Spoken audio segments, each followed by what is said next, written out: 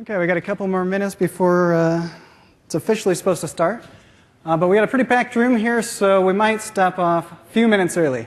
First part of the talk's not that important anyways. So hopefully you guys are enjoying MIX. My name's Scott Morrison, and before we begin, I have a simple question for you. See if you can answer this. What's that up there? Go ahead and shout it out if you know. Wrong. It's a death trap. Now, let me explain. I was on one of these devices a couple years ago and had the unfortunate fate of being the guy who fell while running in place in public. So besides being embarrassing, it was actually pretty painful because I hurt my finger. For those of you streaming in, don't worry, we're not talking about anything important yet.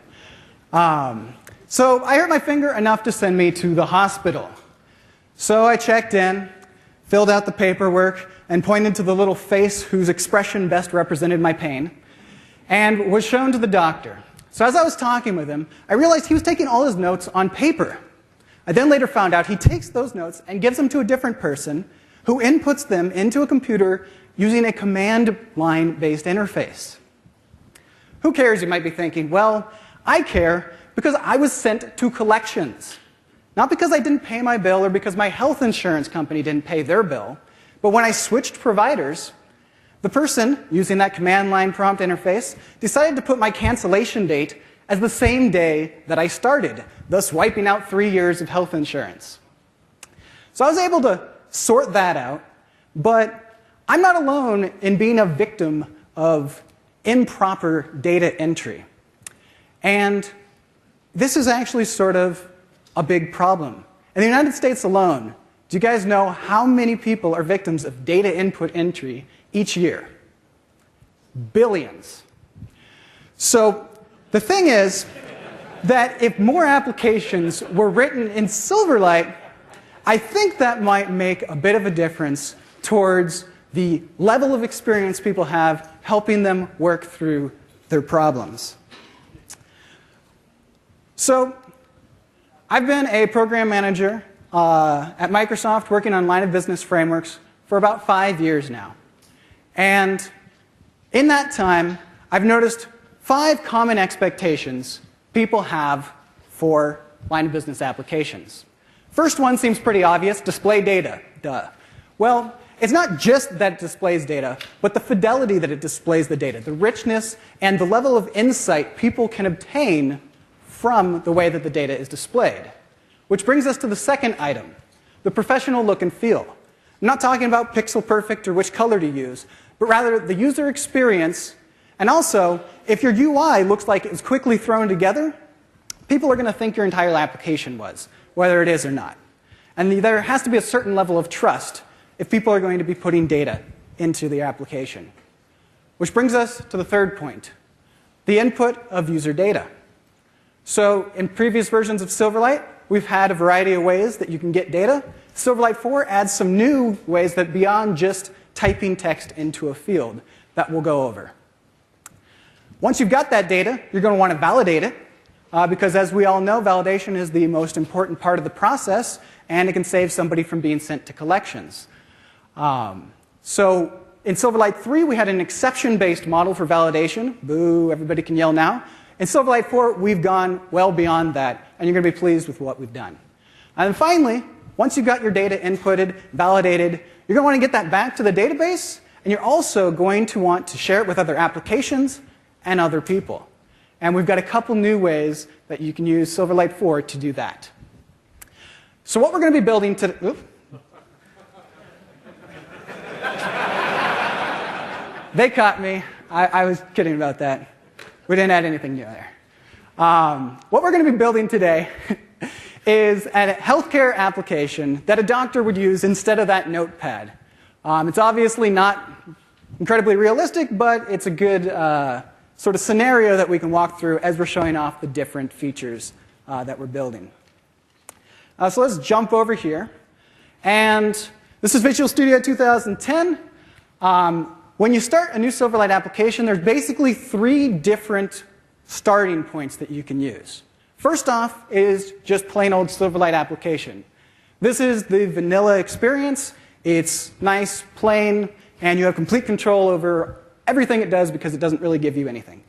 The next level up is the Silverlight navigation application. And what makes this useful is if you're building something that's really for the browser, you can now have multiple pages of content that you get browser integration as far as back and forward in all of the major supported browsers. And also, you can type in URLs and do deep linking to various portions within your application. And then finally, for our Platinum members, which all of you happen to be, we've got the business application template. And what this does is it takes your navigation application template and adds to it a forms-based authentication model. So that repetitive task that you have to build each time is built into the template, so it just comes out of the box. And obviously, you can customize it because it just puts the source in, and you can customize it to what you're going to be doing. So we're going to use a slightly modified version of that business application template as our starting off point. And in the interest of time, because we have so many features, as you probably gathered from the keynote, that I'm going to have to take a couple shortcuts here just to try and cover everything in the time we have.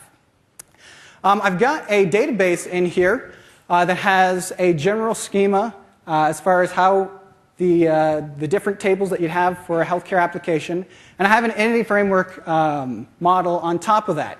So just to be clear, you don't need to use entity framework for any of this stuff to work. It just happens to be the solution that I'm using. So as you can see, I've got a couple different tables with different relationships. And as far as getting that data from my server to my client, I'm using WCF.NET RIA services. To do that, all you need to do is add a new domain service, and that's going to look at your data access layer, and it's going to expose all of that on the client, sort of like if you were doing a 2-tier application, but it's going to be a very scalable N-tier application. So now that we've got that all set up, let's go over and look at what we actually have that you get as far as a view. So this right here, once it loads, is just a basic form that I've laid out a couple grid splitters and grids. And if you used Visual Studio back in the Windows Forms days, you probably remember a good friend called the Data Sources window. Except for the fact that the Data Sources window used to only do sort of 2-tier applications where it would have the application know directly about the database. In Silverlight, the Data Sources window's back. All the functionality you expect is there, but now you're doing it N-tier. You're working with services, and you're making calls across the wire. So if you remember how to use the Data Sources window, you've got a variety of different ways you can display the data. Each table shows up here, and the little icon lets you know how it's going to be displayed. For instance, right now, by default, it's going to create a data grid for me, but I can customize that with a drop-down, and I can choose something like details. So let's do that. And I'm going to drag out the details onto my form. And it's going to do two things when I'm dragging that out. First, it's going to create a grid with UI for each property on that patient element. And the second thing it's going to do is create a domain data source. If you've ever used ASP.NET, you're probably familiar with the data source model. What this does is it encapsulates all the calls that you'd make to a server to access data and exposes it as a strongly typed collection. So it makes working with services as easy as working with collections and methods. So it adds that domain data source in the back. Now, as far as setting up a master details relationship, that's also very easy in the fact that I just expand. I can look at all the different properties that are on this object, and I see that prescriptions, or rather appointments, is a property that's under patient. So just by dragging the nested version of appointments, it's going to set up the relationship for me using a collection view source. If you use WPF, you're familiar with collection view source as sort of the premier way of working in XAML with a collection. It allows you to do various data shaping functions and views, including sorting, filtering, grouping, etc. So the other thing that you can see is that this data grid has a bunch of columns pre-populated for me. Basically, the designer took a best guess on what I would want to be in this collection, and I can easily modify it using the columns editor. So looking at this, purpose is pretty important. Some of these other ones I don't want showing up in my data grid. So I just go ahead and delete those. And the date column, it's picked a template column with a date picker in it, but to show off a new binding feature, I'm going to replace that and show you also how you create a new column. So I select one of the options, choose that, and now you can see the new data binding wizard or pop-up that Visual Studio 2010 has. It shows me all the different properties I'm going to want to bind to the date, and it also exposes a couple new things that binding has added in Silverlight 4, specifically string format. This allows me to say how I want the string to be formatted, and it's going to parse it appropriately if somebody puts it in this format. So I'm going to tell I want the short date format, so you no longer have that long date by default. Now you can customize that. I hit enter, and I want the header to read date.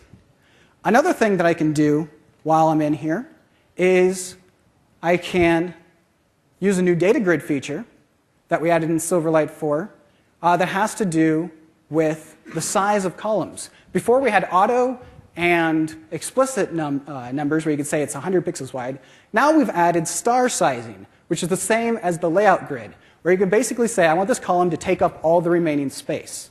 And the resize behavior that you'll see is actually, we think you're going to like it a lot, because there's a variety of different star column implementations that exist. We think we really nailed it as far as the resizing behavior in this case. So you can see we've got our data grid up there. So now I'm going to add 3 more data grids, and instead of you watching me jump through those same hoops, I'm just going to go ahead and paste that in. And all I've done is the exact same process as if I was going to be dragging these. What this lets me show you, though, is none of these are data bound yet. Just like you can drag items off this data sources window to create UI, you can also use it to automatically bind to UI. So conditions, I can drag it onto the data grid. It's going to create the proper collection view source and hook up all the bindings for me, even though that data grid was already created and customized by me. Same for prescriptions, and same for lab tests. Okay, so we're building up pretty quickly here. There's a little bit more I want to add real quick, and that is one of my personal favorite controls in the toolkit, a data form. And what the data form does is it allows you, it sort of gives you a form-based view of an object, just like a data grid gives you a list-based view. So I'm going to call this guy my appointment data form. And for its item source, I'm going to bind it to a static resource, which is the, that same collection view source that the data grid up there was bound to. So one last thing I'm going to do is, just as I was mentioning, I like my data forms because they allow you to navigate. In addition, I'm going to swap that out for a data form. If you notice anything odd about the way that my VS is behaving, it's a little temperamental as opposed to the one you're going to be getting. But I decided that it was worth keeping it because it was good enough for me. So I'll name that patient data form and set its item source. I'm going to do an element name binding to that domain data source that I was talking about before that was created. Here it is, the patient domain data source. And I'm going to do the data collection that it's exposing. And that's the results that it gets back from when it makes the call. So now we've got everything set up. Let's see where we're at. That was a lot in one jump. But in essence, we created a master details form that has a master of that data form that's driving the rest of the UI. And then we also have a master-master relationship within the details of that data grid and the data form. So as I navigate through these items, you can see that bottom data form is also updating to show me a more detailed view of it. And as I navigate through the master, you can see all of the other collections are updating. I don't have to write any code for this because the designer let me set this up pretty easily. So this is good, but I can sort here. But it's sort of hard to really understand sort of the patterns in why this person keeps coming back. It'd be nice if I could see the statuses sort of bubbled up. So one thing that collection view source has added in Silverlight 4 is the ability to group. We had grouping in Silverlight 3, but you had to use a paged collection view. And if you used it, it's not the best experience because it had no XAML representation. So let's jump up into our resources. and find our collection view source. So there's our patient appointments view source. And all I need to do for grouping is I just need to add group descriptions and add a property group description. And I'm just going to set the property name to purpose. Ignore that. It'll get happy in just a second. Yay, it's happy. OK, so all I did there was just add one property group description, but the different pieces, the data grid and the collection view source, know how to work together so that you get the right UI. I didn't have to do anything to get this UI, but I can customize it if I want. So now I've got my different items grouped by purpose. So we're getting pretty good here. Also, you'll notice that the navigation between these different items is still hooked up, even though there's no grouping metaphor in the data form. So we've got a pretty good view of a specific record. What sort of insights can we get across all records? Something that's really useful for getting these kind of insights is data visualization through charting. So let's take a look at some of the charting options that we've got that ship in the toolkit. So over here, we're going to add a chart. And you'll notice when I drag this, it's going to come populated with some dummy data that comes out of the box. And that sort of shows me what I can expect from a chart. So let's see if I can reset that layout. So I'm going to change the title of this guy to BMI. Oops, don't hit enter there. So that I can see sort of what the BMI of this patient is over time. Now, if you notice, there was a height and a weight, but there was no BMI property that existed on my object. But through the chart, I can actually get that. So let's take a look at how. So first off, I'm going to make this a line series because we want to track this over time.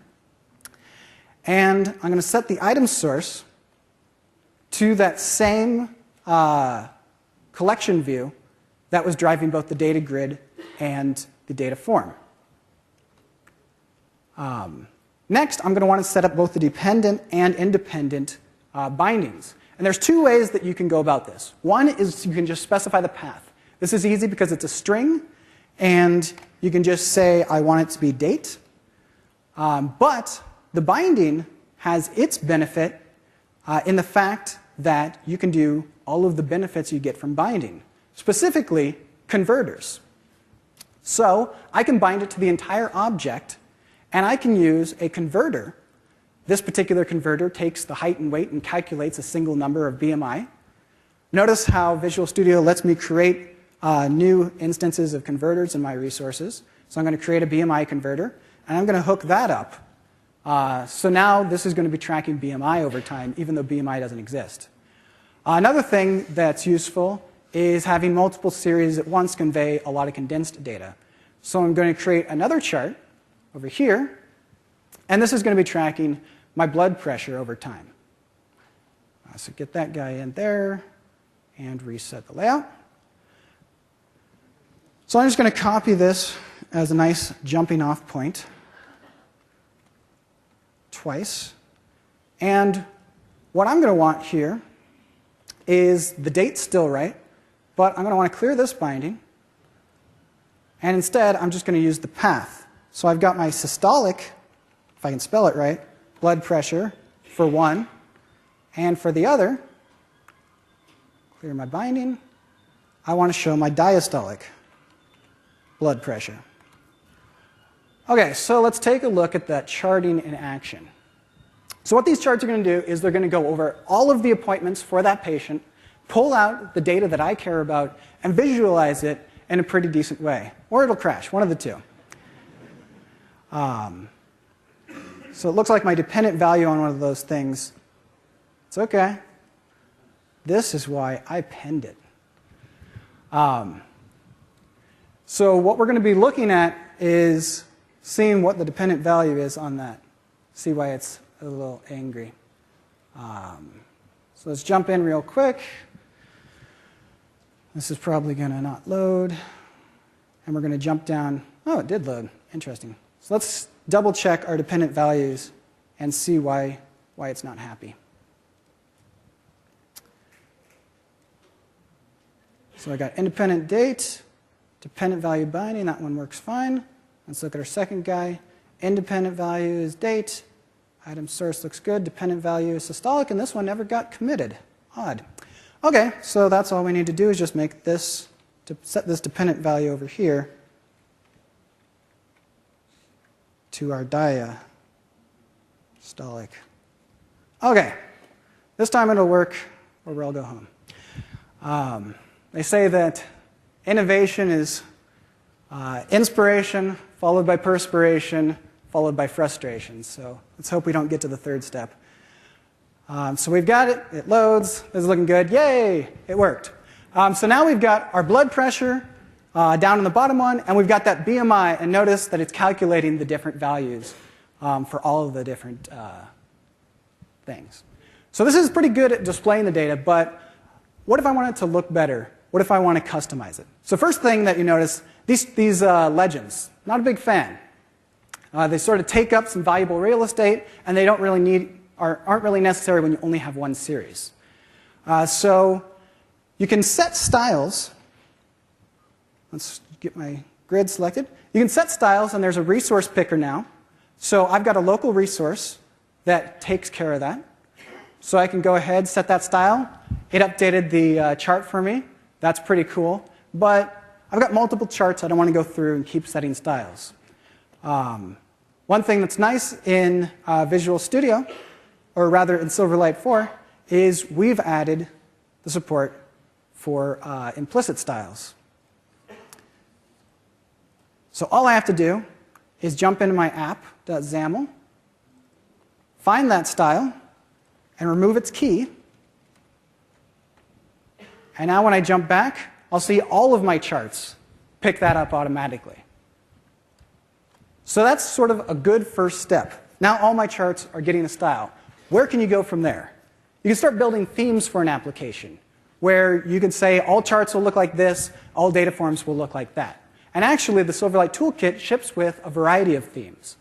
So let's look at hooking up some of those. To set the theme, I'm going to want to bubble out a little bit to a higher level in this application, the frame, so that all the pages are going to pick it up. So I'm going to go over to my main page. And one thing that we've added in an upcoming version of the toolkit that's going to ship when Silverlight 4 ships is, so you're getting a little preview here, is the ability for the theme to have something called a theme URI. If you've ever worked with themes before, you'll know that talking and typing is hard. You'll know that to change the theme before, you had to basically re-parent the content, because the theme is basically a content control. And that was problematic and error-prone. Now you can just set that theme URI, and it'll allow you to switch between the different themes. So how do we want to go about doing this? Well, let's use another new feature of Silverlight 4, which is right-click, commanding, and the toolkit gives you a context menu. So let's go grab our context menu. And this is going to be hooked up just like you would in WPF. All I'm using is the context menu service, and I'm putting in a context menu with some menu items. So I mentioned commanding. This is new to Silverlight 4 and is very useful for situations like this where you want a repurposable package of code, or if you're doing a view model scenario. So I can apply a data binding, and I'm going to be going to a static resource to my theme command, and taking a look at this theme command. It's in my helpers. All that you need for a command is 3 pieces: whether it can execute, and that tells the menu whether it should be enabled or not, an event telling you if that is changed, and then the method where you actually do the magic. So what I'm doing here is I'm just grabbing that theme container, I'm getting a parameter if one is set, and I'm setting the theme URI to be this is where all of the path that all the default themes are stored, and inserting the parameter. So let's go and add some parameters. So I'm going to add a toolkit, or a menu item rather, for each and every single theme. And as you can see, we've got a couple of them. And what I'm doing is just giving it a command parameter of the appropriate thing. So if I localize the string, it's not going to affect this, the command parameter, and it's going to still work. So when we run this, you're going to see a couple things. First, the context menu is smart enough to get the hierarchy appropriate. So everything contained within it, for instance, all of this, is going to get my new custom context menu, whereas the outer shell is going to get the default context menu because it wasn't specified at that level. So this will let you play. You can set a context menu on specific controls if you want, etc. So let's start bouncing around between these different themes. Bubble cream is a good one. Let's jump over to Rainier Orange if you want this to be in your face, some shiny blue or shiny red. And one other thing to note is we've got a system colors theme that's coming in the next version of the toolkit. What makes this unique is it picks up the system colors that your operating system is using. So if somebody, for accessibility reasons, is running high contrast, this will pick up those colors, and you can use that to theme your application. So that's how you can do customization at a global level. Let's drill in to customization at a very specific level. I keep mentioning that I love the data form, and here's another reason why. By default, it'll auto-generate a form for you. You can also now specify content, so it'll be like a content control. And in addition to that, you can add templates. So in different states, if it's editing, read-only, whatever, you can specify different templates. So I can say when you're editing, I want you to look like this data template. And when you're read-only, I want you to look like that data template. So now when I run this, you'll see that it's picked up and it's going to have a more customized UI that better suits my application. And it's this reusable data template that I can use across multiple data forms. So this is a little bit nicer than what we had before. And as I switch to edit mode, it's a completely different view. And the control manages that for me. So I've got this button here. It'd be nice if I could put a photo in there. So what's a good way to get a photo? Why not a webcam? So let's see how we can hook that up. So I've already started a window, a child window, that we're going to pop up when the button is pressed. This just has a rectangle, a button, and a list box. So the first thing we're going to want to do is we're going to want to start the webcam when this window pops up. So to do that, I'm going to query through my different capture sources. And I'm going to want to pick out the default video capture device. And as long as it's not new or null, I'm going to create one and apply it as a video brush. You can apply this to anything that takes a brush, which can be pretty fun. But I'm just going to apply it to this rectangle. Next, when that button is clicked, I'm going to want to asynchronously capture what the video is currently showing. So I'm going to add this right here. And all I'm doing is checking to make sure that it's started and not null. And then I'm going to call capture image async, which is asynchronously fires off a call that the event gets fired and brings me to this point once it's completed. The result of that is a writable bitmap. And I want to save that to a byte array. There's a variety of different ways out in the community that you can take something like that and save it to an image. Personally, one that I like is a free tool from Image Tools that allows you to encode these as PNG. So I'm just going to take that writable bitmap, encode it to a PNG, and save it to a byte array so that I can save that to a database. So I'm also going to put it into my list box and then select it. The last thing I need to do is actually wire up that button that you saw me show earlier in the home screen to bring up the window. So I'm going to go ahead and add that here. And all this is doing is bringing up the window and then hooking up when it's closed, checking to see that they hit OK, and then grabbing the selected item from that list box and setting it to the photo property of my patient. The other thing that I've added is a way that you can save your data back to your server. I mentioned it's really easy to get data back to the server. Well, I wasn't lying. Patient domain data source is that thing we were using. Any updates to its collections, all you have to do is say submit changes, and it handles sending that back to the server for you. So one last thing, just need to actually hook that event up so that when I do hit OK, it calls that method for me, or that handler. And now we should be ready to go. So let's run this, and we did a couple of things there. First off, we created a new window that we're going to pop up when you click the button. That's going to start the default video capture device, which hopefully is this guy right here. Next, it's going to, when I click the OK button, notice here that you're prompted anytime a webcam is going to start, so some nefarious person can't create a webcam Silverlight app that secretly spies on you. And look at that, there it is. And this take photo button is going to grab it, convert it to a PNG, and plop it into my list box. So let's take some photos. Smile there, but I'm a patient and I'm sick, so oh boy, that's a bad one, but we're going to use it. So now when I hit OK, it's saving, oh my God, that's a horrible picture. It's saving that picture to the database. I can't get rid of it. It's done now, so even when I refresh, yeah, it's still there. So I don't like that picture. I've got a good picture that I do sort of like. It'd be nice if I could import that. So you've known about file open dialog for a while. What other ways has Silverlight 4 made it so that you can import data? One good way is drag and drop. So jumping back to our webcam window, if I can find it, here you are. It'd be nice if I could just drag and drop a picture to this list box to add it. So first off, oh, I'm in the events.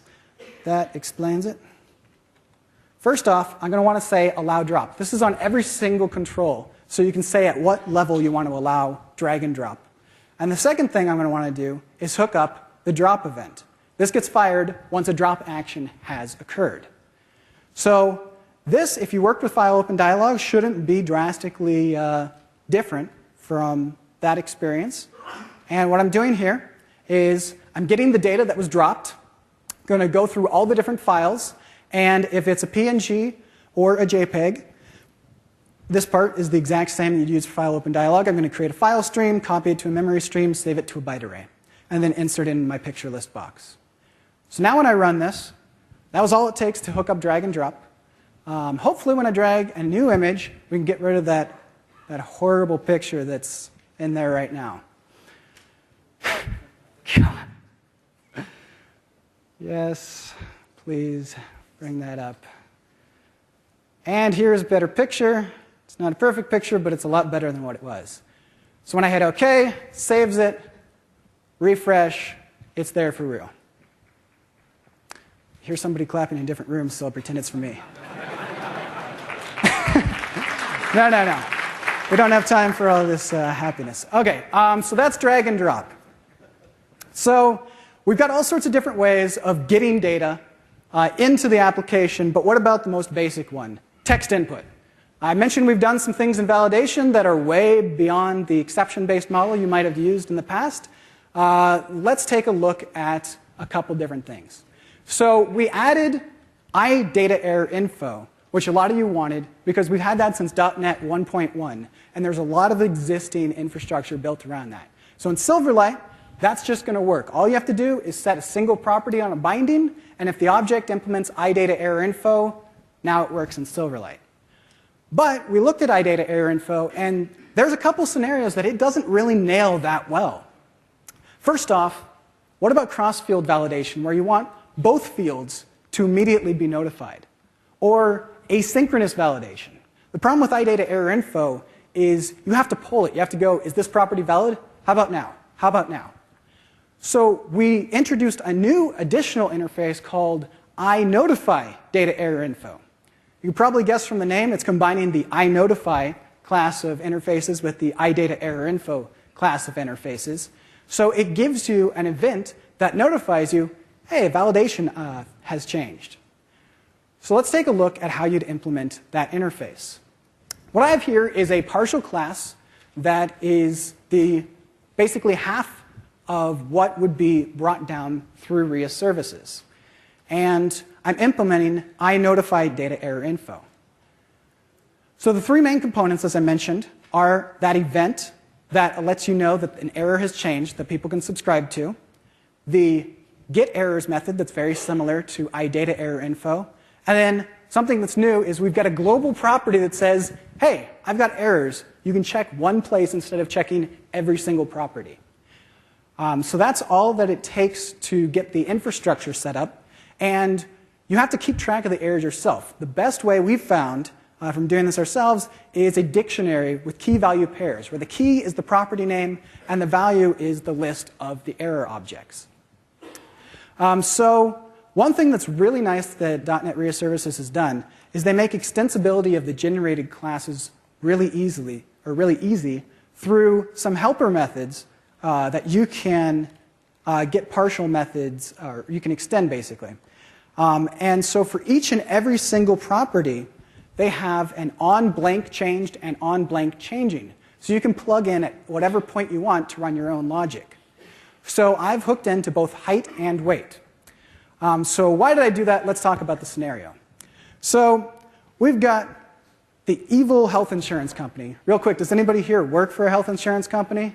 Because if you do, we're talking about your competitor.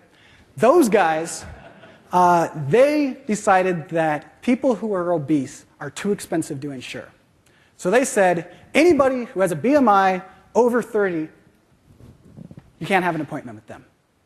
So they said, okay, we're going to go ahead and implement that. This is, once again, this cross-field calculation of both height and weight. If either changes, it's going to change the value that you're actually validating on. So if either height changes or weight changes, we're going to call a single method called validate BMI. And what this does is it calculates the BMI, and if it's larger or equal to the obese weight BMI, then it's going to add validation errors. Otherwise, it's going to remove a validation error for those two values. So now if I run this, notice I haven't done anything in my UI to get this to just light up. By default, any binding is going to know how to work with this, and the more advanced controls like data grid, data form, etc., know how to also work with it. So I'm in here. Let's say that my weight is actually, say, 400. Boom, I get an error on both of these saying that 55 is too high, it should be below 30. But let's also say that in addition to my growth spurt outwards, I had a growth spurt upwards somehow and went up to 100. Notice that I changed a completely different property, and as I'm typing, it's updating both. So it's doing this cross-field validation, validating both properties, and showing me in both places. So let's cancel that out. So that's pretty good for validation, and that's your cross-field scenario. But you don't always have all the information you need. So in our little scenario, our Contoso Medical Center went back to the insurer and said, what are you doing? This is America. Over half our patients are obese. We just lost way too many people. So the health insurance company said, fine. Instead of getting rid of everybody who's obese, 5% of people take 50% of the medical costs. So we're going to thin the herd a little. And we're going to pick the largest person and exclude that person and slowly weed them down.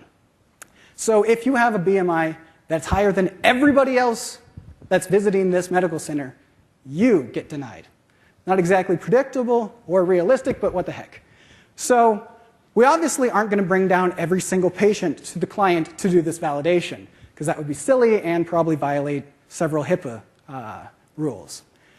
So instead, we're going to want to do this validation on the server.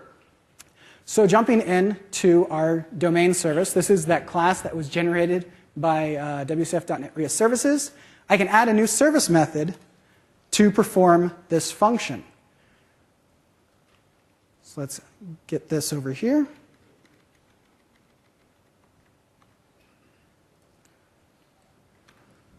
Paste that in, and what this is doing is it's taking a height and a width input, and it's going to then search through all of the appointments, find the worst BMI out of everybody.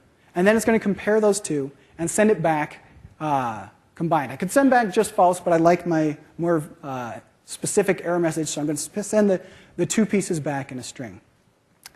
And then on the appointment side, I'm going to think a little bit, and I'm going to want to call into that method.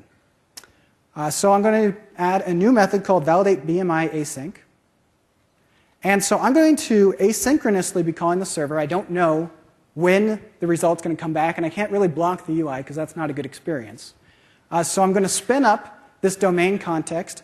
This is the object that domain source, or the domain data source we talked about at the very beginning, wraps and uses to make the different method calls. I'm going to call that new service that I just added, and when it's completed, I'm going to make sure it doesn't have an error, it didn't return null, and then parse the two different BMIs and compare them. And if the limit, which is the largest one in the system, is less than the current BMI, then we're going to add that validation error. And I've also got this, the error message when it's being set clears out the errors for the previous error message so that you can asynchronously do this and you're never going to have to worry about having abandoned errors showing up in your UI. So all we have to do is update our calls to the async.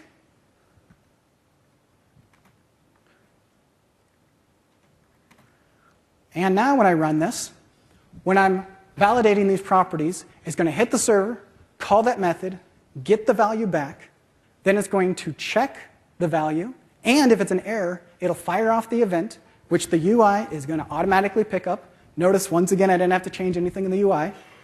And it's going to display on both those properties.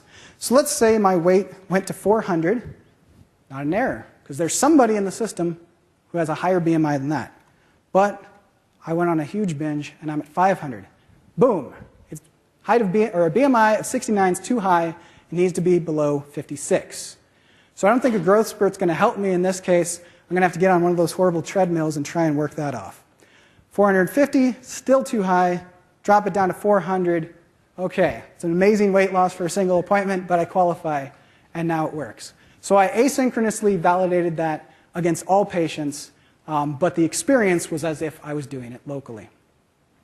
So that's data validation, and there's a variety of different things you can do with that. But now let's talk about, once you've got your data, how do you want to share it? So one thing that we added to the data grid is it has, let's see here, the ability to copy and paste. So I can copy all of these, hit Control-C. I didn't have to do anything. It's built in. So it asks me, do I want to allow the access to the clipboard? I say yes. Now I can jump over into a program like Excel and paste it in, and all of the values are showing up as expected. So I don't have to worry about writing that logic myself, and also I can customize it a little bit by setting a property value on the data grid that says if I want the column headers to be included, and also if I want to allow it at all. You can simply turn it off by setting that property, and it will block clipboard access. So clipboard's one way. What's another way of sharing data with people? How about a printout? We've heard a lot of people saying, why isn't there printing in Silverlight? Well, with Silverlight 4, now there is. So I'm going to want to add a print button to my home screen. So let's jump here. Let's get rid of all the other windows. And so now for my data form, on top of it, I'm going to just add a print button. Let's put you about, who am I kidding? Let's put you about there. Okay, so let's set this to preprint. And now when it's clicked, I'm going to want to print whatever the current appointment is. So to do this, it's actually fairly easy. You use a new class called a print document. And what a print document is it allows you to interface with the printer and exposes a couple different things to you. So the main things you do are you hook up events to it. There's a start print that fires when printing has begun, an end print that fires when printing is completed, and a print page that fires every single page that it's going to print. And so in the end print, I'm telling it to either say print complete or show an error if there is one. But in print page, I want to grab the document, and I'm going to create a new visualization, if you will, for the current appointment.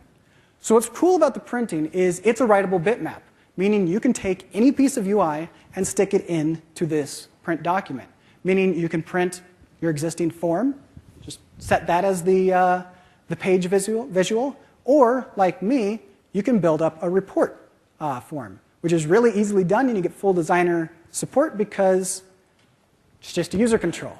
So this is how I'd like my appointments to be formatted when I'm printing them. So I'm going to create a new print appointment page, and I'm just going to set its data context to the currently selected appointment. So now when I run this, what we're going to see is that print button, and when I click it, oh, Visual Studio will crash. That's the last crash, I hope. And as I said, my version of Visual Studio, it failed during installation, but everything else works. So I was like, yeah, it's fine. So when I run this, we're going to see that print button, I promise. And when we click the print button, it's going to spin up a new print document, set a new instance of that user control to its content, and then that content is going to be sent to the printer. So I'm going to print to an XPS document. I'm going to tell it to print. Name that one page. And so it's going to be doing printing, and what it's doing is creating that new object, inserting the information, and then serializing it out into an XPS document. Print says complete. Let's go take a look. Shake harder. There's my one page, and there's my appointment, and it's filled in with all of the information. Also notice that I've got some string formatting going on with the binding. So that's pretty good, but that's just a single page. What if I wanted to print multiple pages? So certain appointments have prescriptions. And when somebody's given a prescription, there's normally some sort of information that tells them how to use it. So let's add that.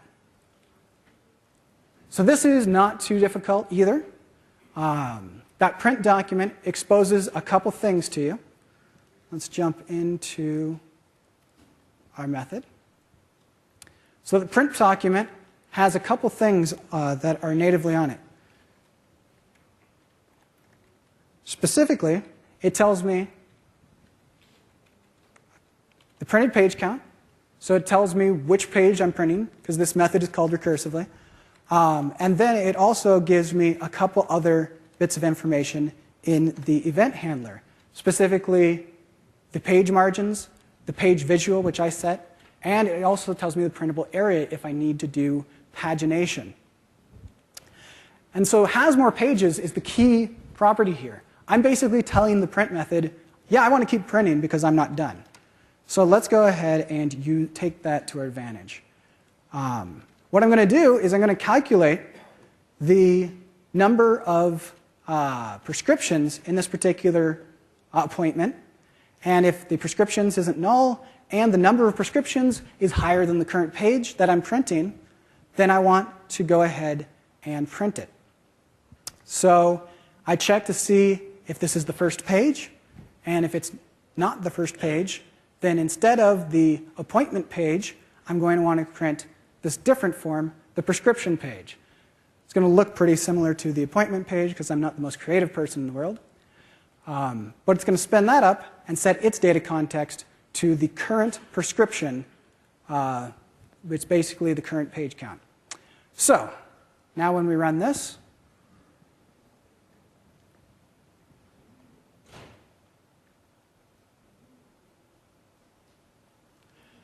data is going to come in. I'm going to be able to tell it to print. Call this one multi-page. Save that. Now it's going to go cycle through each prescription of the appointment, and it's going to print a separate additional page for that. And print is complete. So let's take a look at our multi-page. So there's our appointment again, and now, because it had a prescription, I've got a different page that has all the information about that. And this, obviously, if I had 5 prescriptions, I'd get 5 extra pages about this. So that's basically how you handle printing. So what did we just see here? We shot through a bunch of features that you could see applied to all the different expectations that a user has for an application. We haven't grown in one area, we've grown in all areas. We've got things like binding enhancements, such as that string formatting, the target null value, where you can tell it what value to use if the value is null, or a fallback value that you can use if the data binding completely fails. We've got star columns in the data grid, some things I didn't show today, but if you saw Keith's talk, you got to see the rich text box in action. We've got a web browser and all sorts of other out-of-browser benefits, such as notifications. If you saw Ashish's talk, then you probably saw that. As far as getting the user input, we've got the webcam, we've got the drag and drop, and we've got the RIA services that allows you to expose your database in a very easy way. All the new validation interfaces, commanding, right-click, context menu, themes, implicit styles for a professional look and feel, and then finally, printing, clipboard, and if you're out of browser, all sorts of automation and office integration things you can do. Another thing I didn't show is stacked series in the charts. And this is something coming in the next version of the toolkit. If you saw those two lines, all you have to do is wrap it in a stack series, and now instead of just being two independent axes, or two independent series, they're going to stack on top of each other. So as you can see, we've added a ton of stuff in Silverlight 4, but it really came from you guys. Silverlight 3, you said, why don't you have this, why don't you have that? We listened, and this was the result. So now for the next version of Silverlight, continue telling us what you want. What's missing from this list? What haven't you seen? What can I be presenting about next year? So thanks for coming. Everybody has a little form like this. This is just a suggested way to fill it out. Obviously, you can do whatever you want. But the code is CL08, and the title is Silverlight for Business Applications. Some related content you might be interested in. On Monday, 2 great talks were given. Keith Smith gave a great overview of the Silverlight changes between the beta and RC. Ashish Shetty gave Stepping Outside the Browser, which tells a lot about what you can do once you're out of browser. Today at 1:30, if you want to know more about that backend I was using, Nikhil Kathari is going to go in depth into the WCF RIA services and all the different things. You can go and do a lot more than I just showed, including marking up the different properties with attributes, getting validation in one place that runs in both sides of the server, or both sides of your tiers, and all sorts of things like that.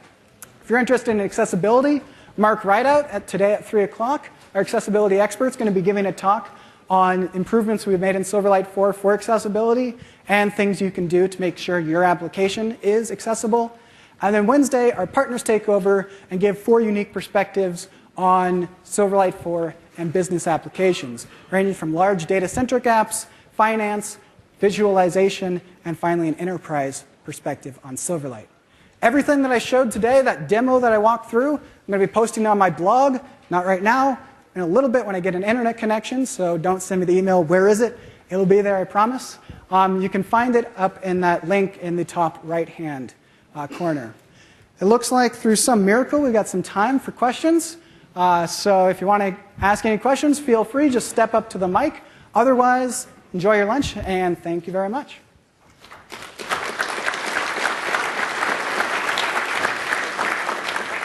Okay, let's start on the right. I have 2 quick questions. Okay.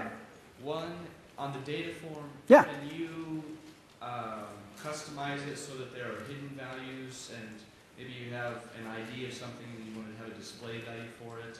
Yes. So, like an autocomplete, and you hide, and then you have the actual ID hidden? Yeah, so basically the data form is similar to a content control in the fact that you saw I had a button in there where I was hooking up events. You can do the same thing as if you were just designing a regular form. The thing that the data form gives you is the multiple views and navigation through the collection and a variety of other things. So it should work exactly as you expect. If it doesn't, let us know, because then it would be bug. And then the second question, with a regular grid view in ASP.NET, you have access to the on-row data bound. Mm-hmm. You have the same type of access to this if you want to manipulate the data on the back end more than like a string format type. Right, so the data grid, the approach that we took with the data grid was really to have it be just a view, and it works very closely with that collection view source I was talking about. So if you want to do something like data virtualization, you'd build that into the collection view source and have it sort of lie to the data grid saying, yeah, I've got 10,000 items.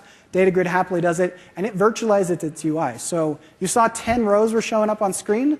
Only 10 rows are created even if you've got a bunch of items. So as it's going through, the collection view source can intelligently load data and hand it to the data grid. Would you want to, like, for instance, have a status display page instead of the status So the question is, what if you want status displayed as an image instead of status displayed as a name? And the data grid offers three different column types out of the box. One is the text column, which you saw. One is a checkbox column. And the third is a template column. And that, just like the data form, you can give it a data template for what to show when it's not being edited and one to show when it is being edited. So you can have anything. You could put, our tester went crazy when we were doing the data grid and put other data grids in cells and put it in headers and all sorts of crazy stuff. So yeah, you can do all that, and you've got a lot of flexibility. Another thing that we didn't get into because we introduced it in Silverlight 2 is the data grid has a row details. And this is an area that any time a row is selected, it pops up, spans the entire row, and you can put more detailed information there. OK, on the left. Yeah, I'm just a bit confused the difference between RIA services and just a normal WCF service. If you could just... OK. So the question is, what's the difference between .NET RIA services and just a regular WCF service? So one of the big things that .NET RIA services does that I didn't really get to show much because of the time constraints of the talk that Nikhil's going to dive into is they have a code generation going on that exposes the data on your client and allows you to share different classes between the two. So all those appointments, et cetera, that domain context is exposing it as a collection, and you can just tell it to load it and then check a collection. Or if you want to call a method or a service, just call a method. And it works with all sorts of additional metadata. For instance, with validation, you can tag something as required, or you can give it a regular expression tag on the server side, and it's going to take that, generate a proxy object on the client, and run those exact same validation methods on both your client and server. So you write your validation in one place, and it's shared across both tiers. So you could submit the changes to the data at the client side, and that makes the call on the server to submit those. Exactly. So you submit the changes on the client side. It's going to run the local validation there.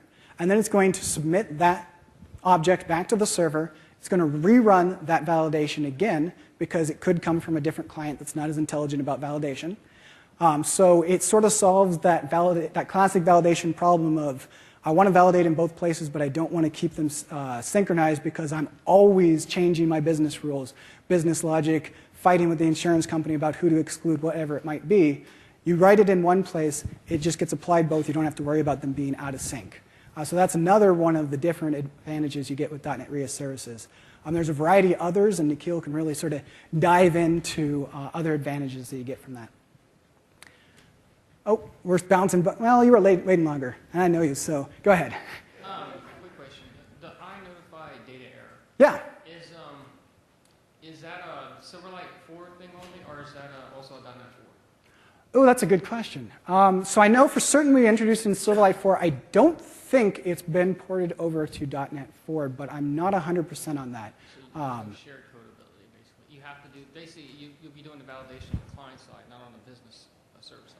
Well, actually, it has to be ported over because the backend that .NET RIA Services uses actually uses that interface, although it might only do it on the client side. I'm going to have to get back to you because I don't want to lie to you on whether or not it's been ported over.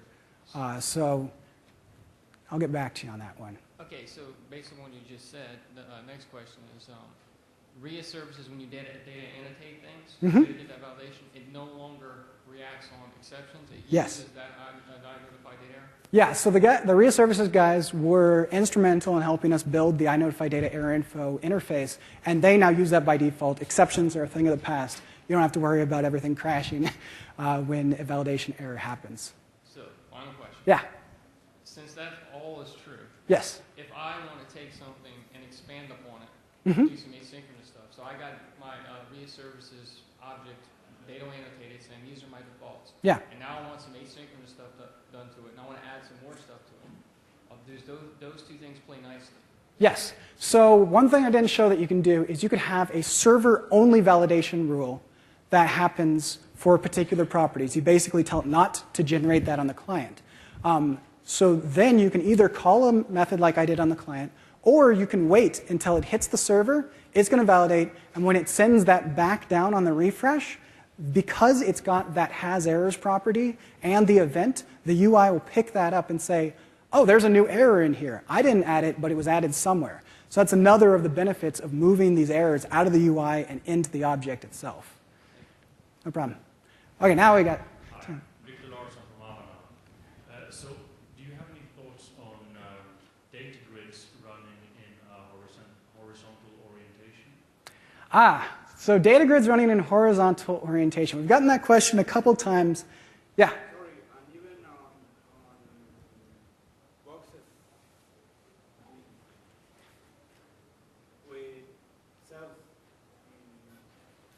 one record on each cell. OK, so so the suggestion was to sort of invert your data source so that your columns become rows and your rows become columns. That is a way to approach it, and that's probably the only way. We made a decision early on with the Silverlight data grid to not go down the fish grid route. And the reason it's called fish grid is because WPF was happy that you could make everything look like a fish if you wanted to. Found out that 99% of people don't care about a fish. But what they do want is a really easy, simple to use experience. If you look at what the data grid does when you point at something, it's going to automatically pick up sorting, build those into the headers. It's automatically going to put in grouping. It's automatically going to virtualize that grouping, which was a huge problem we had before because of the fishness. So we sort of had to take a drawback on that side to get a lot of benefits on the other side. So as he was mentioning, you can change your data source, but as far as the grid itself, there's not as much templability around that. We're considering a list view, so maybe we might be able to go down that path. Okay, great, thank you. No problem. Yeah. From a visualization standpoint, you talked a little bit about video brush. Yeah. I've been looking for the image brush.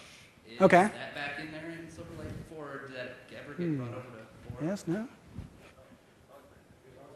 Yeah. OK, yeah, there's an image brush. Okay. OK. Confused me there for a second. Yeah. Question on the authentication. I've spent quite a bit of time looking into the authentication. Is there best practices on how to tie that in with the template that is out there? And also, once authentication is turned on, what is the best way to control access to the various pages that, authenticated versus not authenticated? So the first question is, what's the best practice for authentication? There's basically two ways you can approach authentication. We found about 50% of people use Windows authentication, which you can build fairly simple with a authentication domain service that exists in .NET RIA services. And the other way is forms-based authentication, which basically our stab at the best practice is built into the template. As far as the page navigation in relation to authenticated user, one of the navigation improvements that we made in Silverlight 4 is a way to fall back to a particular page. So just like you used to do in ASP.NET, you can now have a login page be shown if they're not authenticated. So when somebody hits the application, instead of showing the page that has no data because the enable requires authentication set on the method, now instead you can redirect them to a page and they'll always go to that page for any time they hit anywhere in the Zap. And until they're authenticated, you can also handle sort of different users can go to different pages and all things like that. So the navigation redirect exists in Silverlight 4. And David Paul, D-A-P-O-L-L, has some good blogs talking about how to do that. Great, thanks. No problem. Over there. I have a question about the services. Yeah. One thing that is missing on my page, I couldn't find it, is how to put my fingers before every request on the client side, and before this request is getting on the server side, and before sending the response. Some kind of behaviors on the server side, some kind of the client inspectors on the client side. OK, sorry, don't mean to cut you off. What type of behaviors are you thinking that you want to do? Anything. Just, for example, decorate with some headers. OK. For my custom data, custom information. OK, so one thing you can do is not use the domain data source and use the domain context, which allows you to explicitly say when things get sent back and forth. So if somebody hits OK, you're the one calling that, so you can decorate and then call it. The other thing you can do is there's various events on the domain data source that expose different points in the life cycle of when it's about to submit, when it has submitted, and so you could probably hook in there as well. Yeah, you should be able to do anything you want to the object as long as it can be transported across. You know, the services are dynamically, so how can I add some details? So on the server side, the different methods, the service methods that are called, you can put whatever code you want when it's being called. For instance, something that got cut out of the demo because of time, I had an add new page. And one of the requirements was that the appointment had to have a unique ID. So I had a local version of the unique ID where I looked at all the different appointments and picked my best guess. But when it hit the server, before it even did any sort of add, I was able to, in that domain service method, I'm not going to jump to it, but in that domain service method, I can put my own logic before any of the normal stuff gets called. So I'm having an ID get put in there, or you can do whatever you want. What about something globally, some kind of aspect that I put from every domain service method? Not sure I follow, Okay. but For example, I wanted to add some SOAP headers to the client side. yeah. With some, I don't know, header data. And I want to read this on the server side before the domain service method is executed. Okay. I'm sorry? The question is, can you override the service factory? That's a little beyond what I can answer for sure. Nikhil Kathari is giving the talk at 1:30.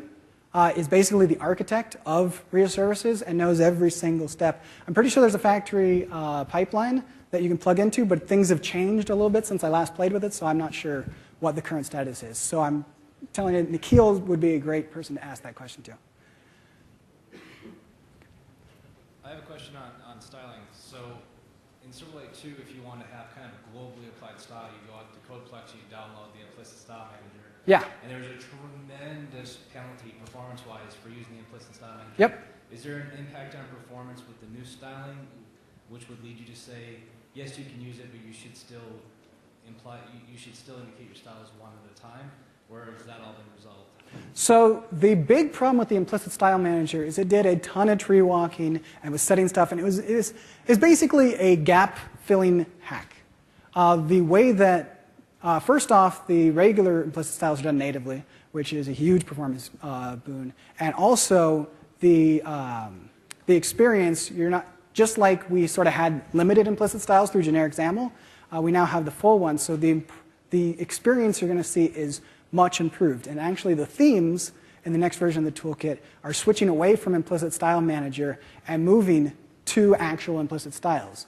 The only place the implicit style manager becomes useful is if you've got a style referencing a type that doesn't exist in your project, it doesn't crash because the implicit style manager can help with that. So using themes, there's really no noticeable penalty, or so is there still a reason ever to list your styles one at a time in each control?